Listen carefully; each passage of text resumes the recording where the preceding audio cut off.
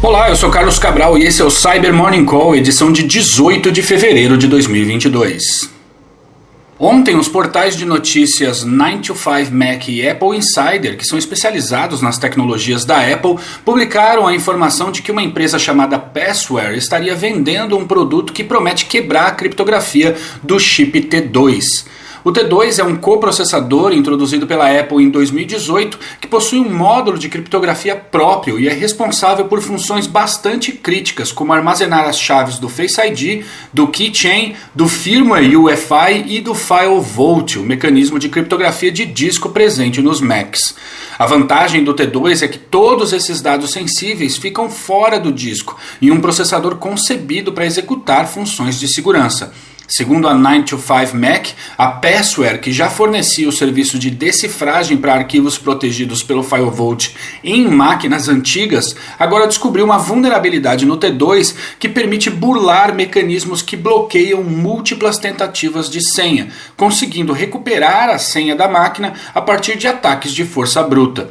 Dispositivos baseados no processador M1 não estão vulneráveis ao problema, mas você não precisa gastar dinheiro para trocar seu Mac por causa disso, pois a recomendação aqui é a mais básica e velha de todas. Use senhas complexas, grandes e que misturem letras, números e caracteres especiais. Isso dificultará muito o trabalho da Passware. E pesquisadores da ZeroFox recentemente identificaram uma nova botnet escrita em Golang e apelidada como Kraken. A ameaça está em desenvolvimento ativo e apresenta uma variedade de recursos para extrair informações confidenciais de máquinas Windows e instalar outras ameaças. O relatório afirma que a Kraken utiliza o InfoStealer Redline Stealer para coletar credenciais salvas, dados de preenchimento automático e informações de cartões de crédito de navegadores web, e possui a capacidade de baixar e executar outros loaders, executar comandos e extrair capturas de tela, bem como roubar criptomoedas. E tem repercutido a notícia de que 5 dos principais bancos do Canadá ficaram offline no final da tarde da quarta-feira, impedindo o acesso aos caixas eletrônicos e serviços bancários online.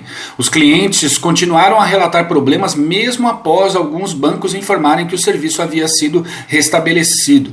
A causa da paralisação que afetou o Royal Bank of Canada, o Bank of Montreal, o Scotiabank, o TD Bank Canada e o Canadian Imperial Bank of Commerce ainda é desconhecida.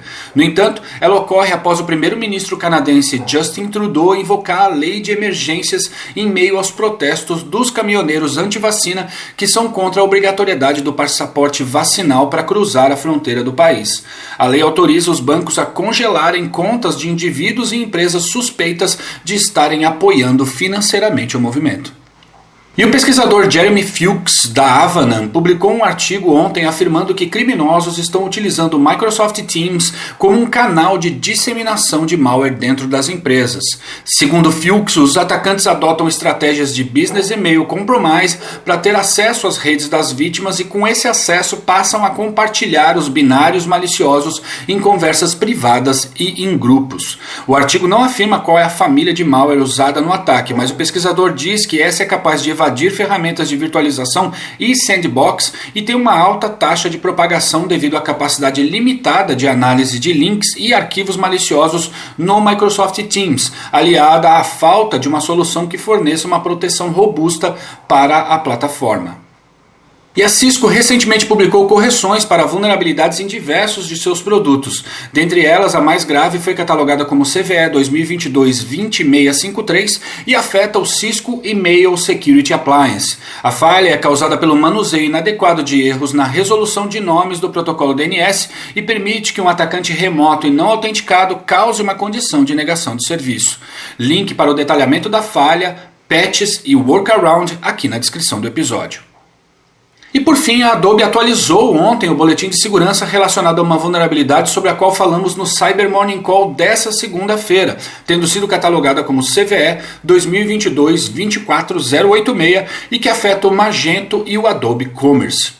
A principal novidade é a de que foi encontrada uma nova vulnerabilidade de execução remota de código, a qual tem relação com a falha divulgada no último final de semana. Essa nova vulnerabilidade foi catalogada como CVE 2022-24087 e também é muito séria, possibilitando a tomada do controle do servidor por meio da execução arbitrária de código sem a necessidade de autenticação ou qualquer privilégio elevado no produto. Adicionalmente, o time de segurança ofensiva da Positive Technologies demonstrou ter conseguido desenvolver um exploit funcional para a CVE 2022-24086, ou seja, começou a corrida do ouro para explorar essas vulnerabilidades, portanto atualize seus sistemas. E é isso por hoje, obrigado por ouvirem o Cyber Morning Call e tenham um ótimo final de semana. Você ouviu o Cyber Morning Call, o podcast de cibersegurança da Tempest. Nos siga em seu tocador de podcast para ter acesso a um novo episódio a cada dia. E para saber mais sobre a Tempest, nos siga no Instagram, Twitter e LinkedIn ou acesse www.tempest.com.br.